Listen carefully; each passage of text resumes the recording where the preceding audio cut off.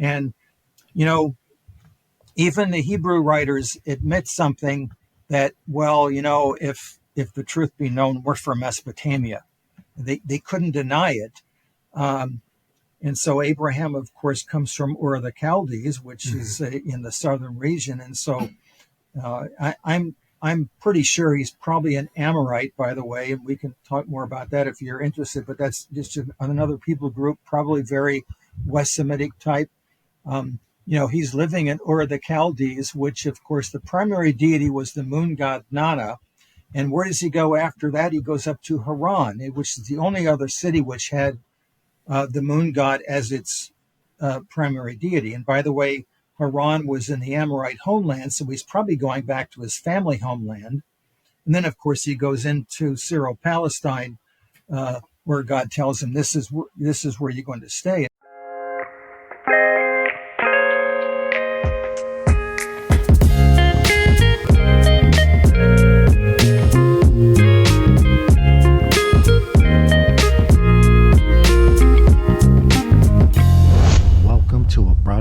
Podcast. The opinions expressed on Broaderlands Podcast are those of the guest speakers and do not necessarily reflect the views of the host or Broaderlands Podcast. Mark, thank you for coming on. Yes, my pleasure. Mark Chavalas. I teach ancient history at the University of Wisconsin-La Crosse. I've been there about 35 years. My specialty is primarily ancient Near East and biblical. But I've also done Greek and Roman material. Since this is a comprehensive university, I get to do anything that's BC as me. Well, that's awesome. Thank you. We look forward to having you on, and thanks for joining us. And sure. I guess we can get started with maybe sharing a little bit about your upbringing and how this all came about. Yeah, it's actually for me, obviously a very interesting story. Middle class family, born and raised in Southern California. Actually, I was born in Hollywood, believe it or not. And when I met my wife, I was living in North Hollywood, which really impresses people here in the upper Midwest. But typical family, born in the mid-50s. So very San Fernando Valley is where I was raised. Middle-class family. Nobody had gone to college. Actually, my grandfather did, but that was back in the old country in Greece. But when it was time to go to college, I went to what would later be called Cal State Northridge.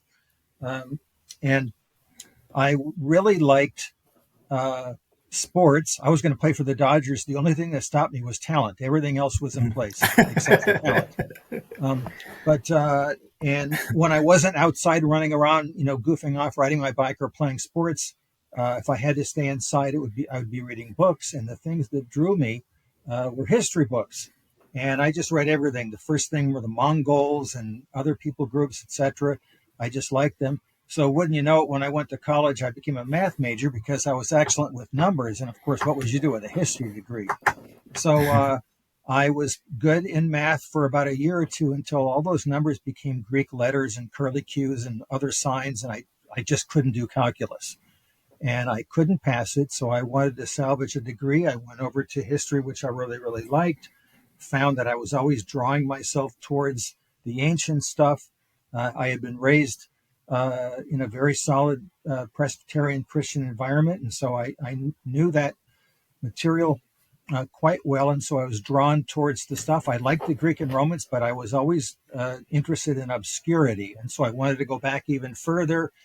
Part of it probably wasn't altruistic. I said, well, gee, people might think I'm cool if I know really obscure things. And of course, it was just the opposite from a social level. I mean, even today, if somebody asks me, what do you do? And I say, I read dead languages. That usually is a conversation killer. But anyway, so after my 4-year degree at Cal State Northridge, I had a very good professor, Earl Field. And I asked him, I said, hey, this was really a lot of fun. Where can I go to learn more? Can we keep on doing this? And he says, no, we don't do that here. I said, well, I'm not able to relocate where, I'm working at the grocery store, making a really nice living right now.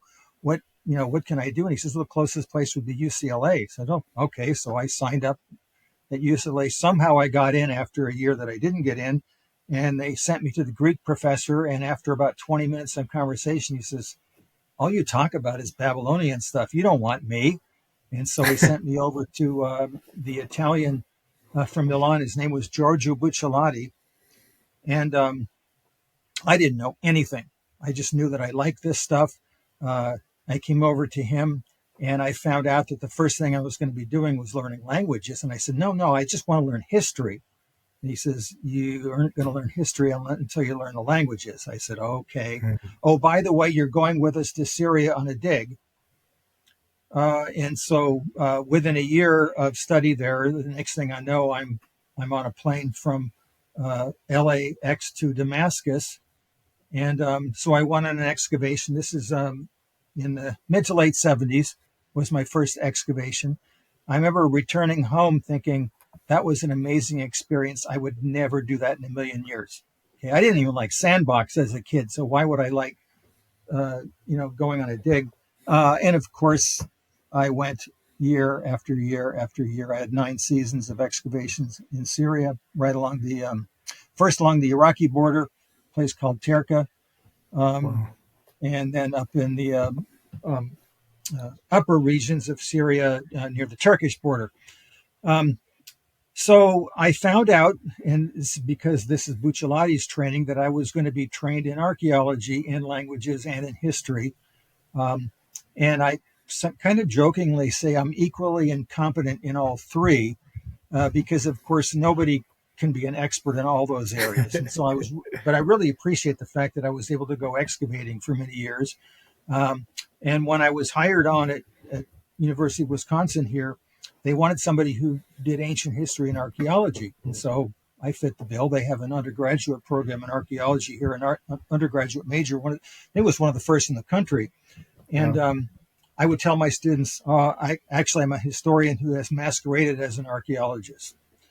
Oh, and by the way, I can do language. And so after a few years here, I asked my department chair, do you think I could teach Akkadian, which is the official name of Babylonian? He says, yeah, if you think you can get students. So the first time I taught it, which was probably about 25 years ago, I got about 55 students to sign up. And over 30 survived. I mean, they all survived. But over 30 kept on with it and wanted to take another semester, and about a dozen of them did that. And then I ended up having a program where I would do at least 6 or 7 semesters of it if students wanted to go that far. But anyway, so that's my background. And of course, I also have done biblical studies. And so they didn't really know much about my religious upbringing at the secular school, because it never occurred to me to go to a Bible college or a seminary. I was studying this, and this is where you do it. And God made an impact on my life. This was all intellectual, but He made it real to me when I was studying. And so I already had one of my graduate degrees before I really understood how all of this material could be made personal to me. And that was done really in terms of my desires at some point had changed radically, where before I would go to church because you're supposed to, I would sing hymns because you're supposed to, I would pray because you're supposed to. Now I couldn't get enough of it. And that all changed. That was almost 50 years ago. So I'm only 51 now. So anyway, that made an impact on me, and I didn't really know exactly what my ministry would be at a secular campus. Those who teach ancient history and, let's say, Old Testament or Hebrew Bible, who are also Bible-believing Christians, we probably can count ourselves on one hand or two hands. Not very many of us. We all know who we are, and so it's been a very interesting ride. Yeah, thank you. Sure. Really appreciate it. Why aren't we taught about Mesopotamia very much in schools? I mean, you often hear about the Greeks and the Romans, but we never hear much about the Sumerians and so on. I don't think there's any mysterious answer to it. I think it's because it's really obscure and hard. And so you think about it, in school, a traditional education, even a century ago, would be at the highest level would be to learn a little bit of Greek and a little bit of Latin. And you might even learn some Hebrew if you're going to be a cleric.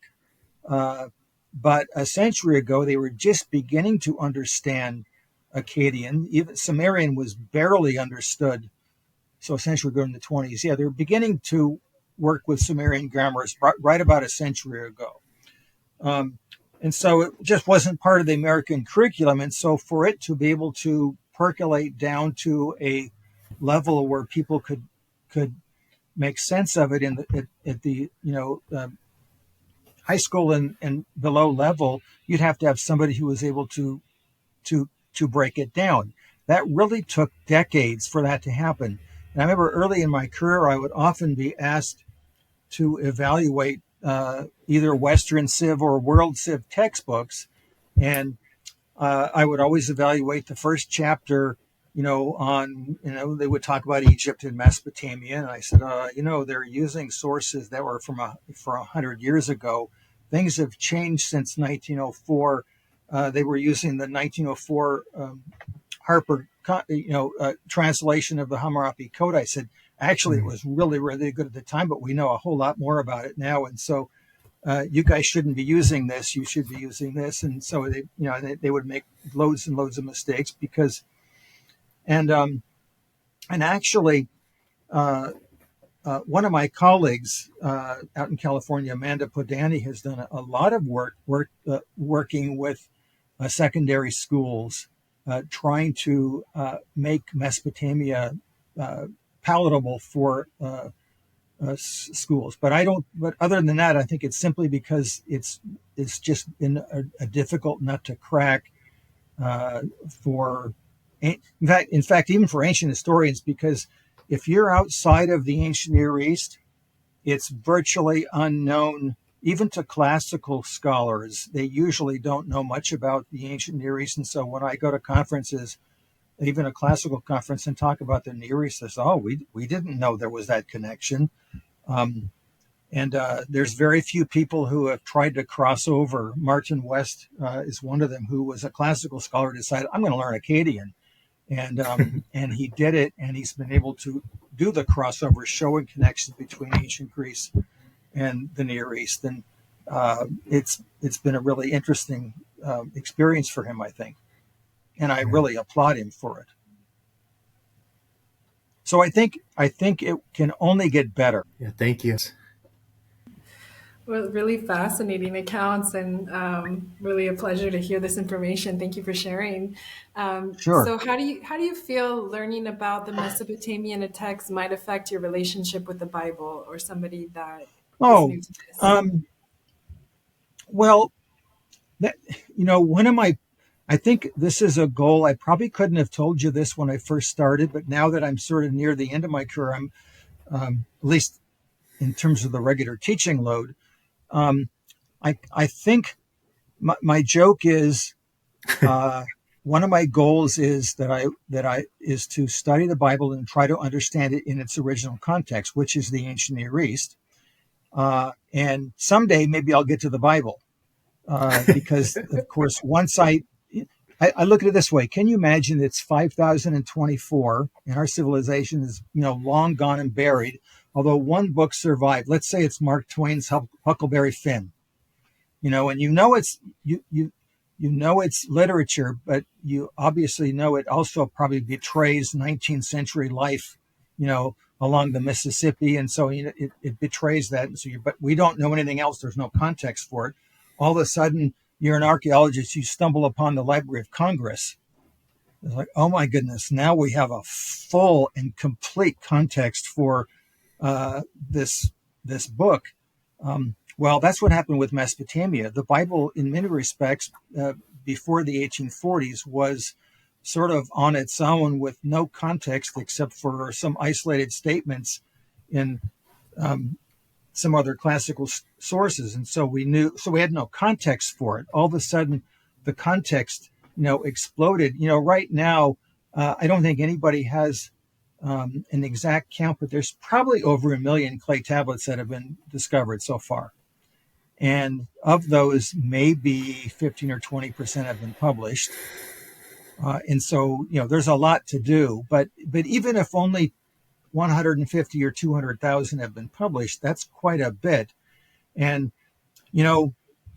even the Hebrew writers admit something that, well, if the truth be known, we're from Mesopotamia. They couldn't deny it. And so Abraham, of course, comes from Ur of the Chaldees, which is in the southern region. And so I'm pretty sure he's probably an Amorite, by the way, and we can talk more about that if you're interested. But that's just another people group, probably very West Semitic type. He's living in Ur of the Chaldees, which, of course, the primary deity was the moon god Nana. And where does he go after that? He goes up to Haran, which is the only other city which had the moon god as its primary deity. And by the way, Haran was in the Amorite homeland, so he's probably going back to his family homeland. And then, of course, he goes into Syro-Palestine, where God tells him, this is where you're going to stay. And so I suppose it'd be kind of like this. If God told you, I don't know, today, oh, by the way, I want you to start a new religion. I have a new message for everyone. You would go out, and of course, wherever you're from, let's say it's Phoenix or whatever, it's like, well, what would you do? You'd speak in English. Your parables would be about 21st century life, living among that ridiculously hot weather. I spent a summer in Tucson, by the way, so I know how hot it would get. But what I'm saying is that you would, an outsider would probably look and say, well, so what's different about your religion? You meet on Sunday, people group together, and so Sunday school class. I mean, it looks the same. And so no, the meaning behind it is very different. I'm not part of this group. I remember speaking at a Unitarian church, and the facade looked just like a typical traditional Protestant service, except the meaning behind it, of course, was very different. And so I think this is what's happening, especially with the biblical material, is that it looks like its culture because it's from that culture. In other words, they didn't do it. The Israelites didn't have to borrow anything from Mesopotamia. They were from Mesopotamia, except that they provide a much different meaning to the particular ritual or whatever it is that they're dealing with. And I can give you some examples at some point to show you that. And so because of all that, just to get around to your question, is that it doesn't bother me that the Hammurabi Code is half a millennium earlier than, let's say, the Mosaic Code, maybe even more. It's not like Moses is like, hey, I need a couple good laws. Hey, here's a couple goring ox laws from Mesopotamia. Let's pull them in here. No, they're part of the same ancient Near Eastern legal tradition. So, in fact, if their laws were not similar to the people around them, I'd be a little suspicious. Okay. There is, by the way, a very fundamental difference between them. So, for example, the goring ox laws, you're thinking, why are there so many goring ox laws? There's half a dozen of them in the Bible, in Exodus, in Mesopotamia from Eshnunna and from Babylon. They look the same because they're in the same if-then format, except that there's a difference. In the Bible, if there's an ox that gores and it's a known gore, the person might be put to death, but the ox will be put to death also. And there's no explanation given. That doesn't ever happen in Mesopotamia. You're thinking, why would the ox be put to death? It's not a utilitarian reason like putting a dog down that's bit a bunch of people. That's not the reason. In fact, J. Finkelstein, one of my professors, and so I suppose he would be a grand uncle professor to me, wrote a whole book on the ox that gored, and he concluded that in Israel, the ox is put to death because it violated the pecking order of the universe.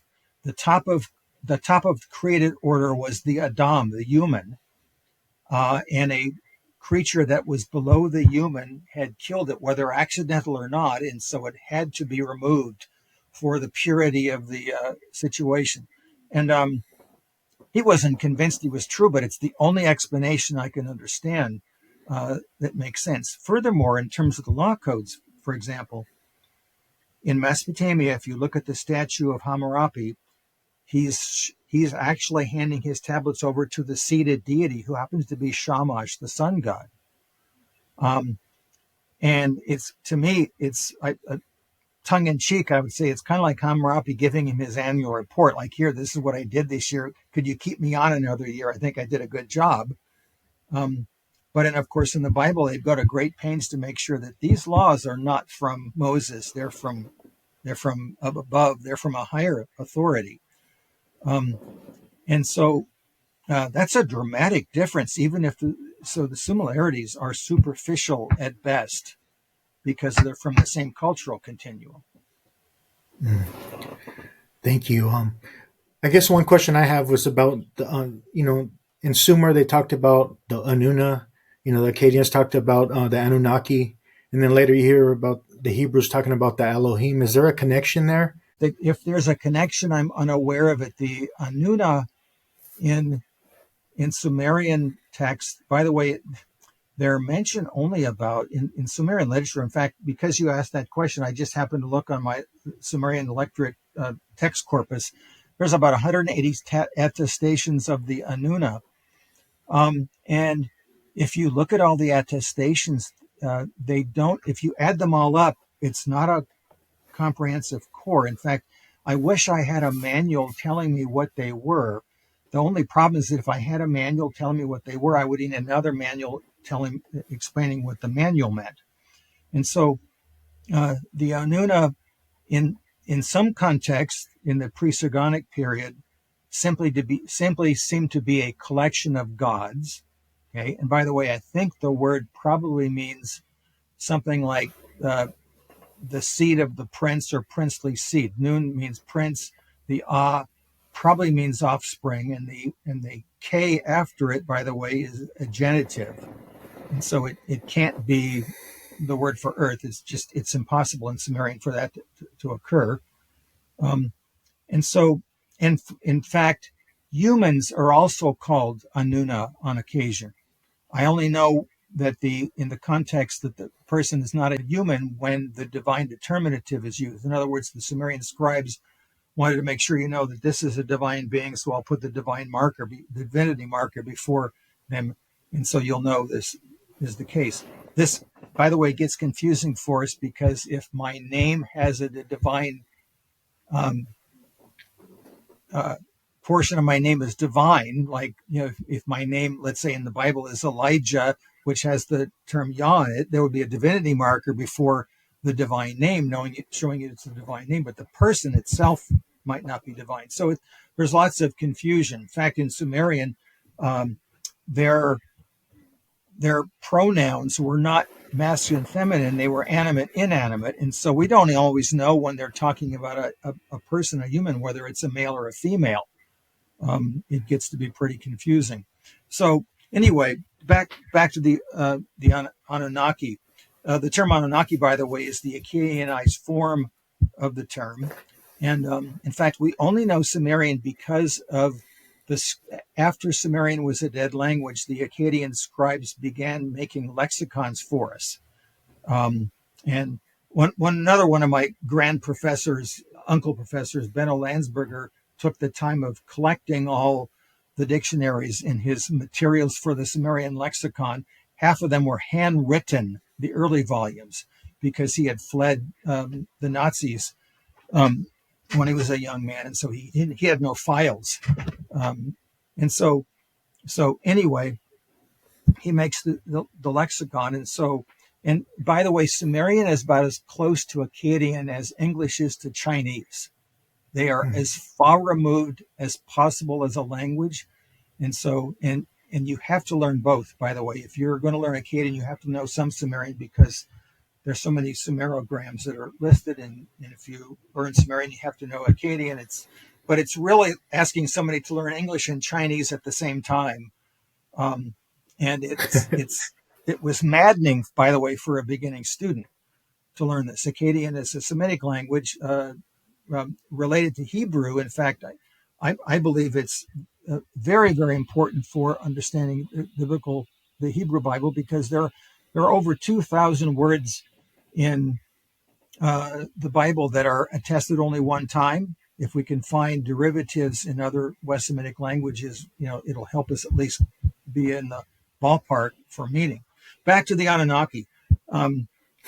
They are, so it's hard to list them. They're sort of listed. I mean, how many are there? I don't know. Every time we look at a text, there's a different number of them. They're never worshipped as far as we can tell. There's no cult centers of the Anunnaki, although I think, if I remember, there's about a couple administrative texts where they mention worship, but it sounds like they're worshiping the gods as a whole, kind of like, I think, when Paul in Acts 17, it comes to Athens, he says, you guys are worshiping the unknown God. And of course, Pausanias tells us the unknown God is the one that when something happened and you got your prayers answered and you don't know what God it was, then you worship agnostotheo, the unknown one. Well, if Paul was making fun of it and saying, hey, I know who it is.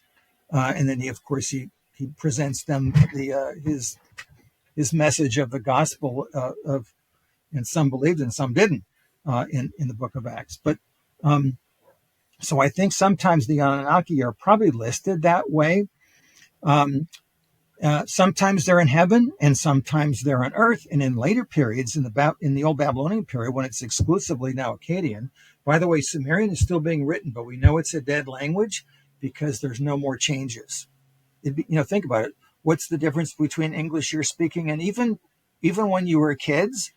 When I was a kid, all the slang I use, it's all gone. And if I try to use it with my kids or my grandkids, or they'll use a slang word and said, no, that's a terrible word. Oh, it doesn't mean that anymore, Grandpa. I said, yeah, but it does to me. Sumerian, no more changes after about 2000. So it's probably dead as a doornail. But anyway, the Anuna, so the Akkadianized form is Anunnaki, and of course they wouldn't have known what the loan word meant in Sumerian. They just know this is the word for the collective of the gods, usually high gods, although there's another term, Igigi, and sometimes it's the same as Anunnaki and sometimes it's not. And sometimes Marduk is connected to them.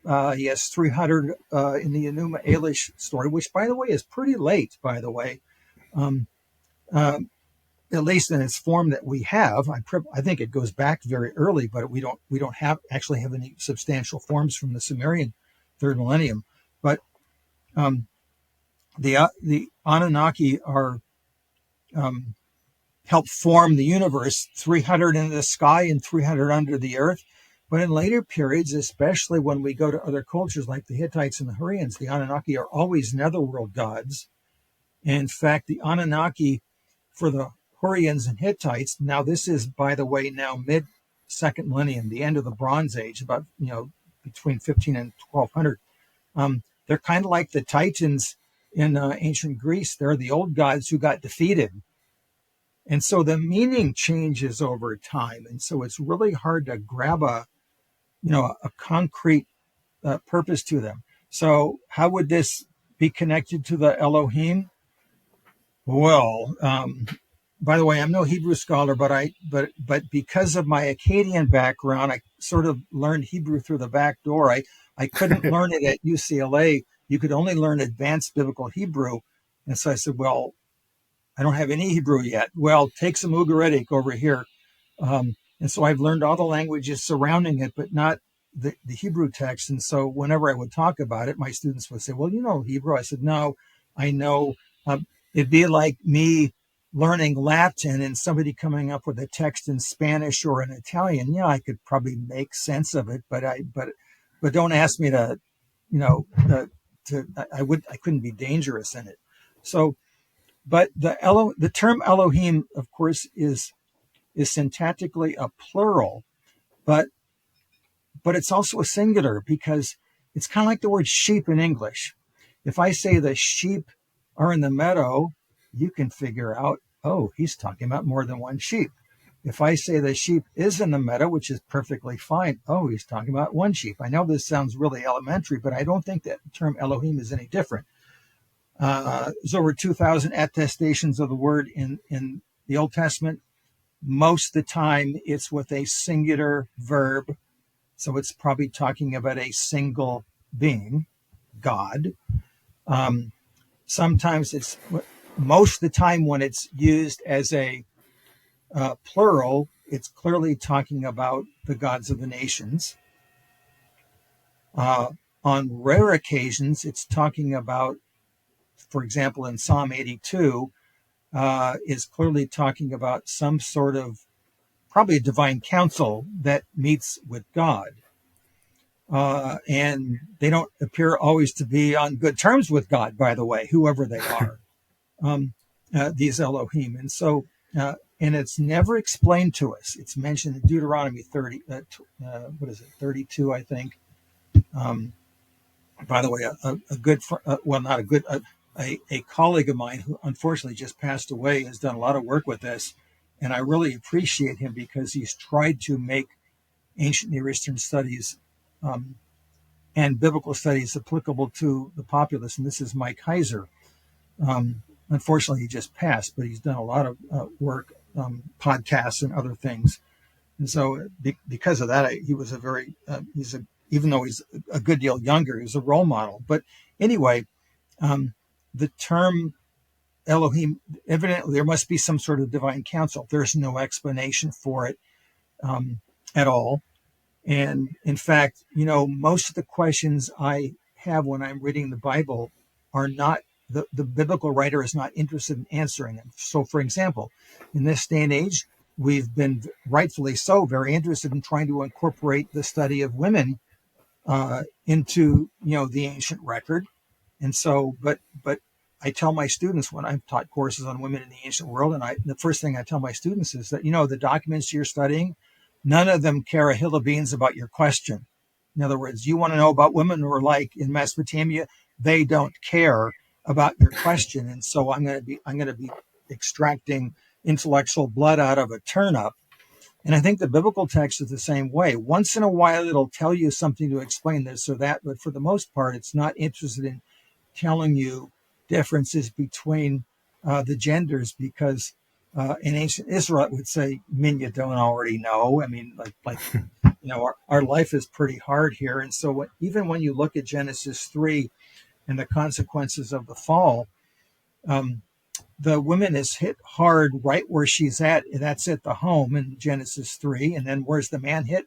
Right out where his vocation is, outside, where he's doing all, the outside work. And so both of them have difficulties either with childbearing or with trying to work in the field, because that was the typical Israelite peasant, late Bronze Age peasant was out there, and that's what they did. So that tells me a little bit about what their life was like, but that by looking at the anecdotal pieces of information. I already forgot what the question was. But back to the Elohim. So the very few times the Elohim are probably talking about a divine council, that would be I suppose the biblical equivalent to the Anunnaki or the Ilani, which is just the general term for gods. Here's the problem we have in English. When you think of the word God in English, it's hard for us, even if you're an atheist or an agnostic or whatever even if you claim to be a polytheist or a pantheist, you think like a monotheist. You can't help it. In other words, if I say the word, I don't believe in God, you've already betrayed your monotheistic background, because, of course, that sentence wouldn't even make any sense to somebody, let's say, from a Hindu tradition. It would be an irrelevant statement. In other words, and I tell my students, whatever your belief system is, all you have to do is scratch about 2 or 3 layers of your genealogical epidermis, and you'll find somebody with a strong monotheistic faith in your background. So it's just your intellectual framework. You can't get out of it. In the same way that I can't get out of my scientific revolution framework. It's been with us for the past 3 centuries. It's going to be really hard. If I wanted it to go away, it just couldn't go away. I, you know, I'm a male. I think in English, and it's different than speaking in Spanish. You think if you say hace frío in Spanish, that's not the same as it's cold in English, really.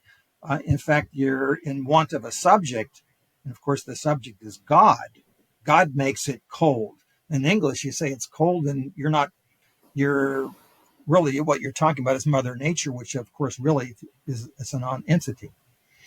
The term Elohim is not about nature; it's about function in the ancient Near Eastern world. And I think the word probably has to do with power rather than divinity. And so there's no reason why Yahweh can't be the greatest of all the gods, because it's very obvious from the beginning of the book that he's considered to be completely different in nature. So, for example, in ancient Israel, we have God, and then everything else is not God. Okay. Unfortunately, the term God is the same word used for the not, for everyone else. And in Mesopotamia, you have the high gods, you have lesser gods, you have even lesser gods, you have slave gods, and then at the very bottom of the totem pole, you got humans. Okay.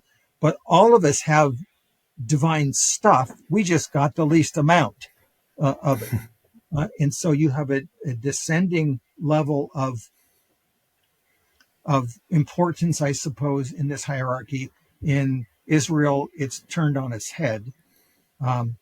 In fact, even deeper than that is the whole framework of existence is different. And so, for example, when the writer in Genesis, let's call him Moses, because I don't have a better name to give him, and might as well give him a name. Even Hebrews realized at the very end of the Deuteronomy, what both Moses describes his own death account, they began thinking, maybe he didn't tell us his own death account. That would be hard. And so, but the writer says, in the beginning, God created the heavens and the earth. Well, heavens and earth simply is the Hebrew way of saying everything. The term created there, bara, can either mean creating out of nothing or not created out of nothing. So, but in any event, it's distancing the being from matter, whatever it is. In Mesopotamia, just the opposite is true. Matter's first, personality is second. And so, so you have one of the highest of the gods in Mesopotamia, Enki. He wears a sorcerer's hat. Why would a god wear a sorcerer's hat? Who are they doing divination to? They're doing divination to something that's not, it doesn't have personhood. In Sumerian, it's Namtar, sometimes the maze, but it's well, I guess you could call it fate. In Mesopotamia, Shimtu. And what's fate? Nobody worships fate. The gods have it on tablets, and if you control fate, you run the universe. Once a divine bird, Anzu, stole the fates, it's kind of like what would happen. You have a government shutdown when that happened. Inanna takes them from dad on once, and you have another government shutdown. I can facetiously say you have government shutdown. And so, in other words, by definition, the gods are part of the continuum of matter. And what's beyond matter, really, there's something beyond it, and that's whatever fate is, but they couldn't arrive at personhood with it. And I think in many respects, that's probably what Israel did, is they took and said, no, I don't buy this. And so they turned everything on its head. And so once I read the first sentence in Genesis, everything else has to be put in that context. And so the similarities, for example, in the flood story, in the laws, everything else has to be understood upside down. Even the concept of slavery. When you get to Genesis, near down, it's also drama. You get to the end of Genesis, and you would think at the very end of the chapter, when God's sort of ordering things, and by the way, it may not be sequential. I think in many respects, it's probably not sequential. It's probably topical these days. At the very end, dramatically, the last creature mentioned is the Adam, and you got a male one and you got a female one. So if you're wondering when did Adam and Eve get created, not in two, but in one, which, by the way, are not two separate creation stories. They have two different questions. One is asking, how did everything get here? The next one is, how did mom and dad get here? If you're Hebrew. And so you've got the Adam made, and then all of a sudden they're running the show. Of course, it's just the earth. And if your question is, I wonder what's going on in heaven, I think the answer would be God would be patting you on the back. That's a nice question. Run along. It'd be like your 4-year-old asking you. And of course, I had my granddaughter, I remember telling her about Jesus once, and he's in heaven. And her first question is, well, why is he up there? What's he doing up there? So that's a really good question, and I remember my son asking, did God have a wife, and all these other questions. And I said, oh yeah, that's a really good question. And of course he became a philosophy major. But so the Adam is the last one. And so you already know from the beginning that humans are supposed to be leaders, royalty in a sense. And of course, in the context, Moses is writing this to slaves in Egypt. So they're probably having a grand old time thinking, that's a funny one, buddy. You see the chains that I got on and you're telling me I'm royalty. That's great for my self-esteem. Of course, in Mesopotamia, humans are an afterthought in the creation epic. And you know who's missing in the creation epic? You know what God's missing? Enlil. You know why I think he's missing? Because he's the active head of the pantheon, except when the written tradition hit Babylon, our second-rate lower deity has got to be up. He's got to be uplifted. So let's put him at the top. And we do have an Assyrian version. Guess who's heading in the Assyrian version? Ashur. Okay, so there are dramatic differences.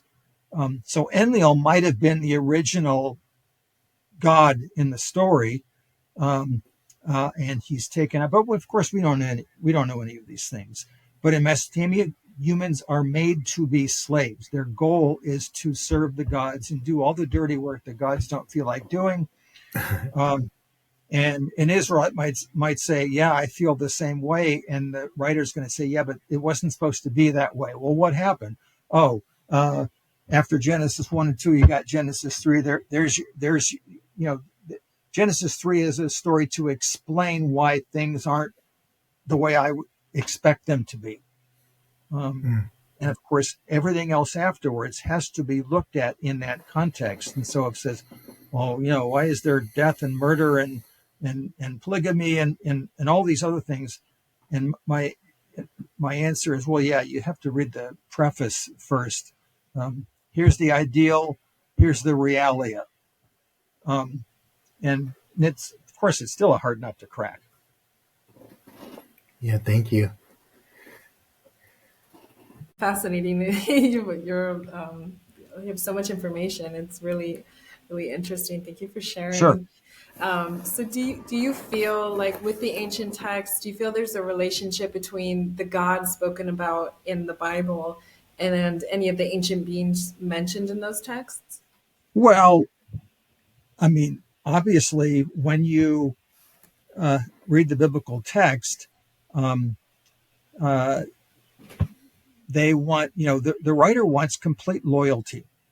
Okay, the scribes are expecting that you will be completely loyal to God. And so I think, in fact, I think this shows up in 2 Kings 5, which is the story of Naaman the Syrian. So Naaman is a Syrian. By the way, the term Syrian really means he's from Aram. He's from Damascus. And in this story, and by the way, these stories are supposed to be dramatic. They're supposed to leave you hanging.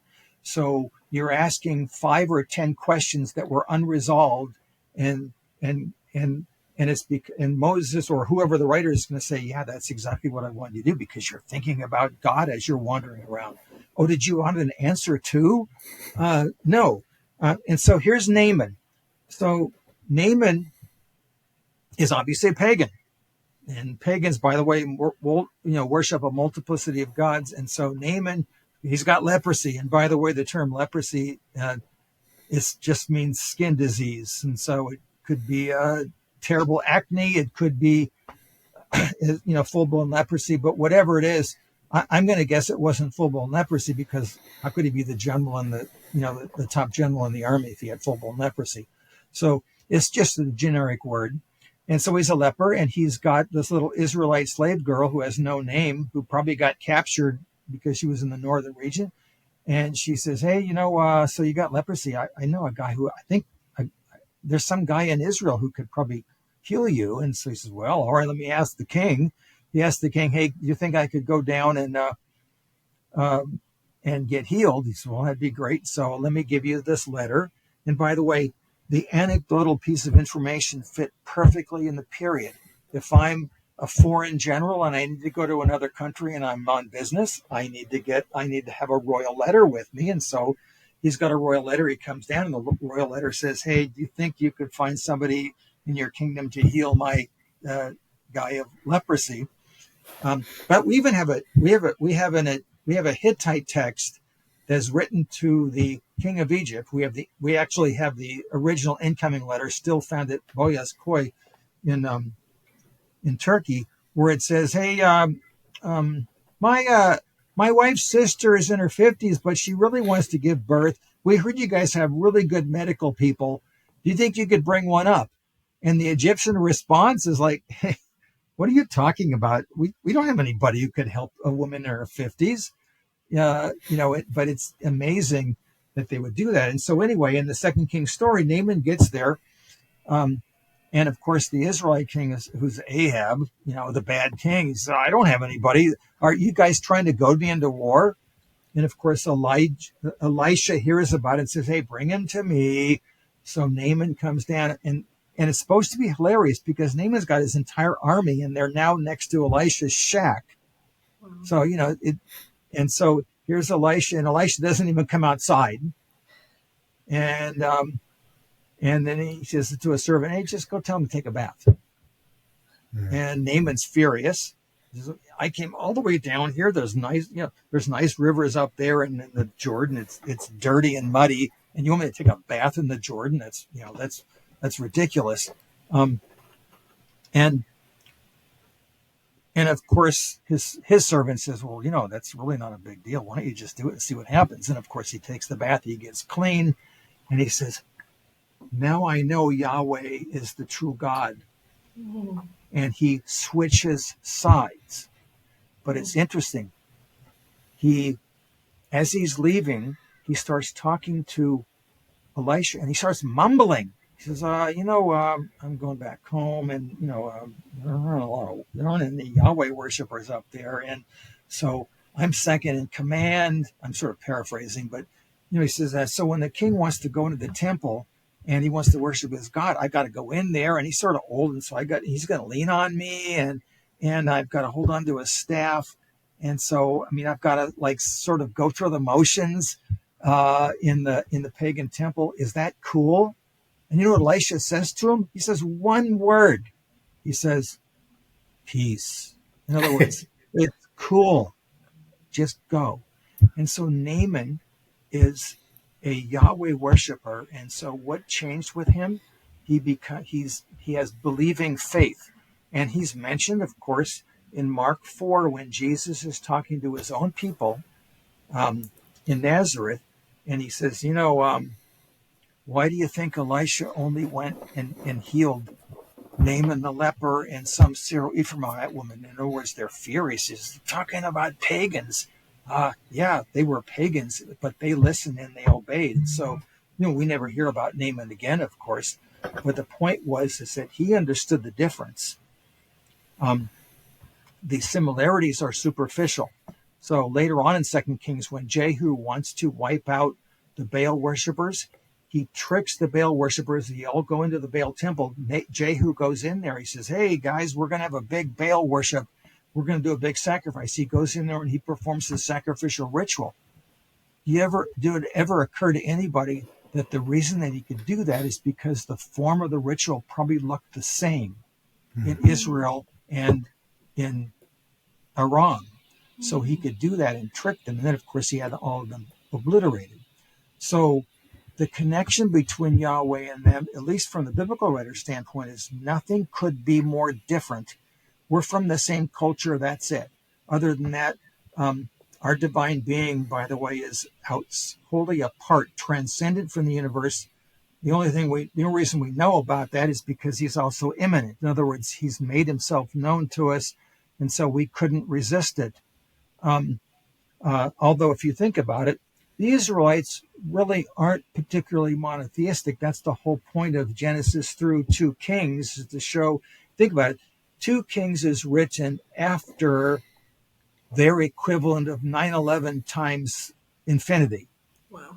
In other words, all our major cities got destroyed. You think about it. Jerusalem's destroyed. Our sacrificial system's destroyed. The ark's been destroyed, or at least it's gone. Our whole system destroyed. And of course, now our question is, I wonder whether God's trying to tell us something. And of course, now they're going back in their history, and in a sense, they're rewriting their history from the standpoint of what just happened. That's why, of course, we have to write American history every generation, because it has a new meaning to the next generation. When I was a kid, nothing. We wrote American history from the standpoint of we want to make sure everyone is a good citizen.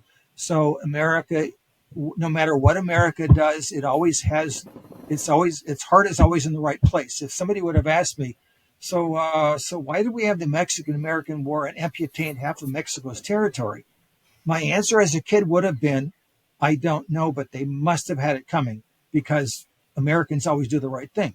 Then, of course, we went through Vietnam, and I went through Vietnam, and of course, we began to realize something shocking. Oh, America isn't that different than other countries when it comes to realpolitik. Oh, all right, now that we know that, now we have to, in a sense, reevaluate our history. Well, I think the Bible, in many respects, is a theological interpretation of a history that was already known. The problem for us is that they're not trying to explain the full history to us. Everybody already knows that. That'd be like me saying, all right, let me tell you the story of George Washington and the cherry tree. And you're saying, no, I heard that story 100 times when I was a kid. Maybe I don't even know if it's being taught anymore. The point is that I wouldn't start at ground zero with you, or like Lombardi did when the Packers lost a football game once. Supposedly, the story is that he went into the locker room and showed him a football and said, "Gentlemen, this is a football." In other words, we're starting at ground zero right now. The biblical writers aren't starting at ground zero. They assume you already know their history. Now let's give you our theological take as to why this happened. The problem is all we have left is the theological take and not the original. That's what I've been trying to reconstruct. And it's really hard, and I'll never get there, but I don't get frustrated by it. I find it to be a lot of fun. Yeah. And by the way, when something new is found, it usually doesn't expand my knowledge. It usually refutes my knowledge. And one of the first things I learned as an Assyriologist was, don't take yourself seriously. First of all, there's always somebody who knows more than you. And secondly, the next spade that hits the ground will find something that will contradict what you thought you knew. And it happens all the time. And I also take that theologically as a Christian with my faith. I know there's something wrong with my theology. I just don't know where it is until somebody else helps me and leads me along. And of course, it usually takes me a long time for it to chip away and say, all right, I kind of get what you mean, but I have too much pride to agree with you until I hear it 857 times. And then I say, all right, yeah, I think I get that now. And then something else happens. Oh, I didn't realize that, or the like. And so really, but that's no different intellectually. And I'll tell my students, I remember teaching them, 30, 40 years ago, this is my best take on such and such a topic. I bet if I lived 50 years earlier, I would be telling you that Egypt was the first civilization. But now I think Mesopotamia is. I don't know what'll happen. I remember I would have to teach about the Indus Valley civilization. And one day we brought the world-renowned Mark Knoyer from Wisconsin-Madison, just a couple hours away, but we brought him to our campus. He gave a wonderful lecture, and I came up to him. I said, "Mark, I really hate that you came because everything you taught undid everything I had ever learned about it." He just laughed because he understood exactly what I meant, is that it means every lecture I ever gave has to be completely changed. And even with Mesopotamia, I've basically been in the study of Mesopotamia almost 50 years now, and I would like to think my understanding of it has matured, but it's also changed in many ways that I would probably be embarrassed by if I look back on it, today. But it's just a constant one. So so even the things I'm telling you now, it's like this is where I stand tomorrow. Today, tomorrow might be different, or they might find a new tablet that will change this. And so it's always in flux, just like my theology. Yeah, thank you. One quick question is, you often see the handbag in Mesopotamia with the gods holding the handbag, but you find this handbag all over the world, even in Mexico. Is there a connection there, do you believe? I don't know. There very well could be. Obviously, what's his name? The guy who collected all the flood stories in the 19th century. My mind is gone for a second. But when they found flood stories throughout the earth, the further away you got from the Near East, the less like Mesopotamia and Israel they were, but they still had, a singular person being taken by the flood. When you get to the New World, I think in other words, there seem to be a lot of similarities. Does it mean there's a starting point for all these things? I don't know. I'm not when I got to Wisconsin, one of the things we were required to teach was world history. And I sort of joked with my students, do you really think I can be an expert on every civilization that ever existed and speak authoritatively? And they just started realizing, I guess not. And so I began to concentrate on things that I said, I'm really not, I feel funny about getting paid to tell you about China, even though I think it's really interesting. So we're going to talk about Greece today. Or I'd rather earn my pay by telling you something that I actually know about. Because I remember a student once, after giving them a lecture on China, they said, "Wow, this lecture was really interesting. It was so clear." I said, "How about the lecture on Mesopotamia?" "Oh, that wasn't clear." I said, "I don't know anything about China." And then it made me realize, I don't know anything about China. And so the lecture was devoid of content. And so it was easy to follow. But if you put a lot of content in it and anecdotes and et cetera, then it was a little harder. And so I began to realize, all right, maybe I better learn how to break this down.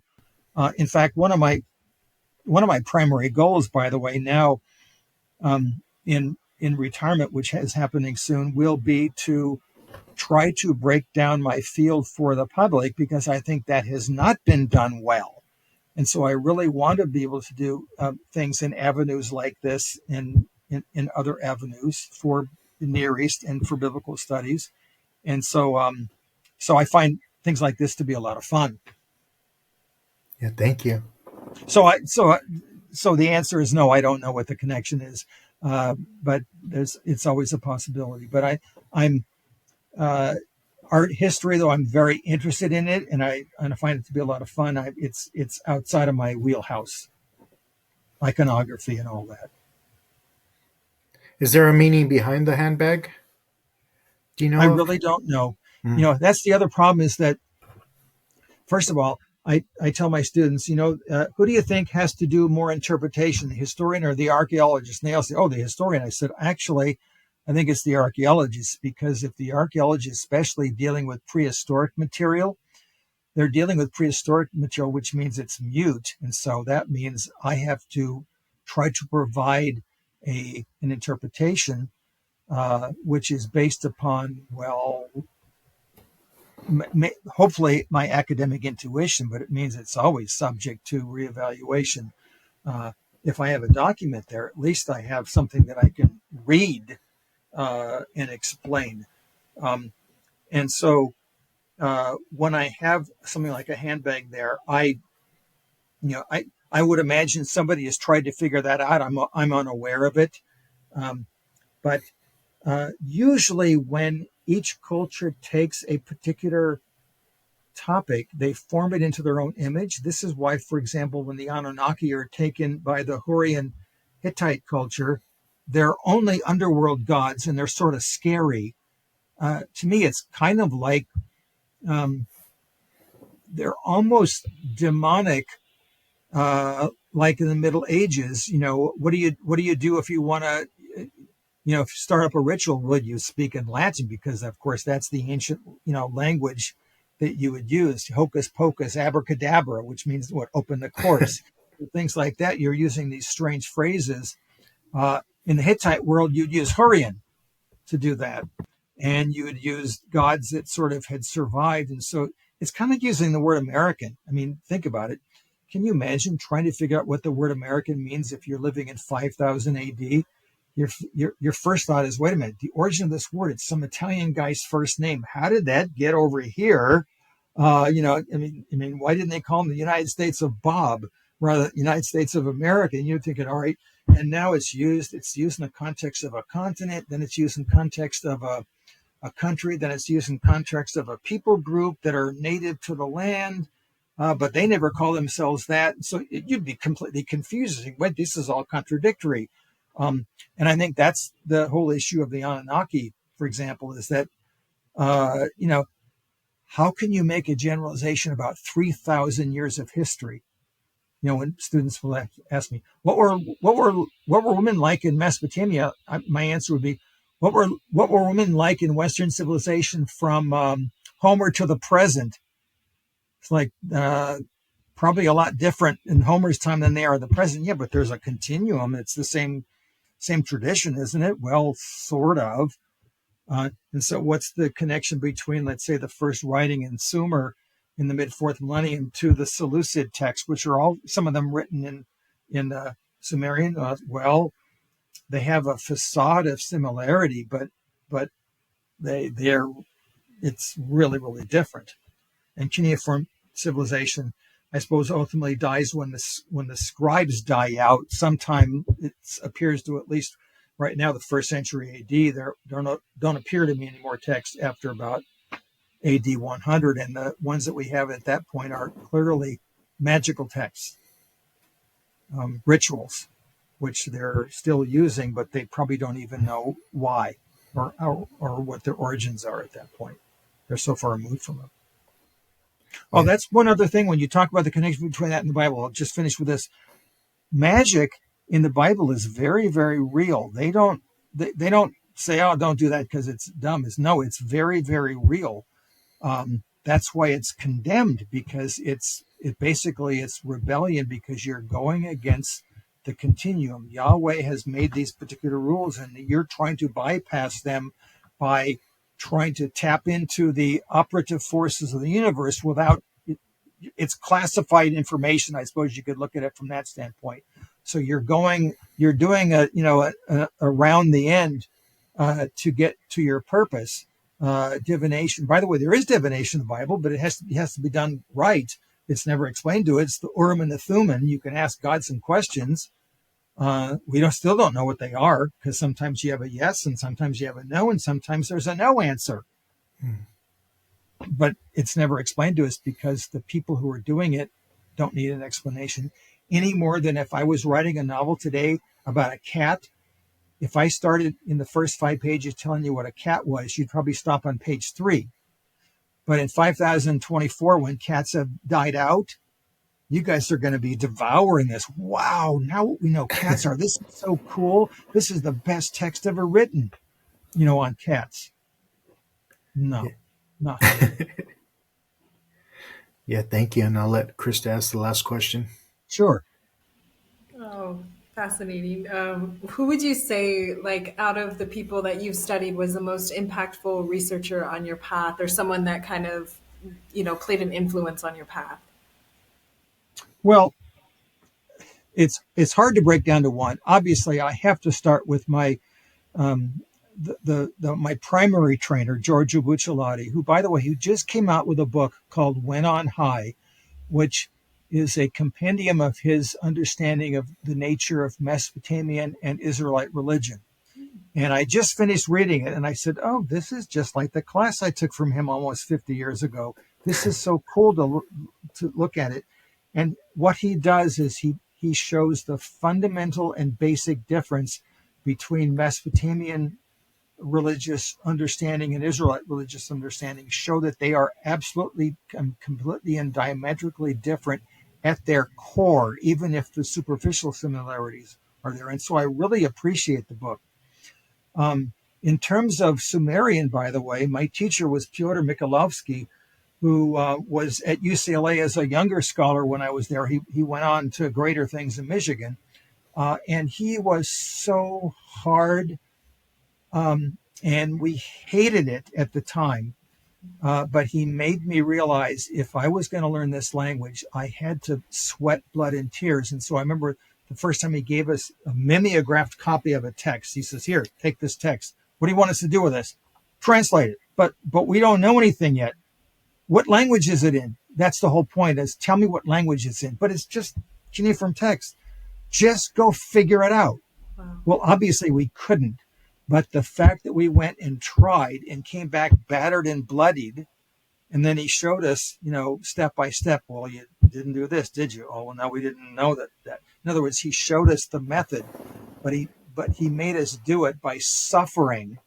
And so I decided not to be that belligerent with my students, but I would usually tell my students, I kind of like to just ask you a general question at the end of the semester, like, so what did you learn? And the students would say, well, what do you want me to tell you? I said, I don't know. I'll know it when I see it. Just tell me what you learned, and I'll tell you whether I think it's good. And of course, I have to be a little more specific than that. But I tell them I'm European trained. This is the European way of basically allowing the student to suffer through and figure out their way. And then I'll even bring up Mike Heiser, because he's my model for try to break my discipline down to understand it for an educated public. So those are the three I can think of. There's many others, but those are the three I appreciate today. Ask me tomorrow, and it'll be a different answer. Sure. Yeah, thank you. What about Samuel Kramer? Oh, my goodness. I never got to meet him, although I was at meetings with some of the other fellows. But Kramer was obviously a brilliant. The thing I like most about Kramer is that he was the one who could popularize Sumerian traditions. In his history, it begins at Sumer and the Sumerians. And so, in other words, he had that knack. And he was also a top Sumerologist. Although the one I got to know, who was from the same generation, was Torkild Jakobsen, who was probably the most brilliant person for Sumerian literature who ever lived. But he and Kramer were contemporaries, and so. But Kramer was brilliant. Cyrus Gordon was another one who was one of these polymaths who had studied different civilizations. I look at Cyrus Gordon. He's kind of like Aristotle. He probably made more errors than any other person in our field because he knew so much. I invited him to speak at a conference once, and he came there. He didn't have a paper. He wrote a couple notes on a hotel napkin, and then he just started, spouting it off. I remember him casually telling me, well, back when I was a kid, I got my PhD in 1929. You had to get it in Egyptology and Assyriology. I said, those are two different planets. How would that work? He says, well, yeah, I know you couldn't do that today. I said, well, I know. It takes, a minimum of 7 years just to study the cuneiform languages. And that's really just Akkadian. If you try to tack on Sumerian to that, it's just unnerving. And so we look at these fellows in great awe because we really are trained to specialize. I had to do, the three fields of archaeology, languages, and history because of Bucciolati. And when I looked around, the next generation of students, they only did languages or archaeology, they weren't going into the field like I was. I said, well, what happened? Well, it was taking too long to finish. It took me an eternity to finish because of that. Although I really appreciate it now, knowing what it takes to excavate a tablet, what it takes to clean it, and then try to read it in the field and try to read it in a museum. Those are very, very different, experiences, and I'm glad I was able to do both of them. But yes, Kramer, he's a one of the because of his popularizing Mesopotamia. To me, that's his greatest legacy. Mark Chavalas, thank you for coming on. I really appreciate it. My pleasure. I'm glad it was a lot of fun, and anytime. Yeah, thank you. God bless you both. To getting your book and hearing more of your podcast. Very fascinating. Yes, thank you. Christa, thank you. Bye-bye. Bye-bye.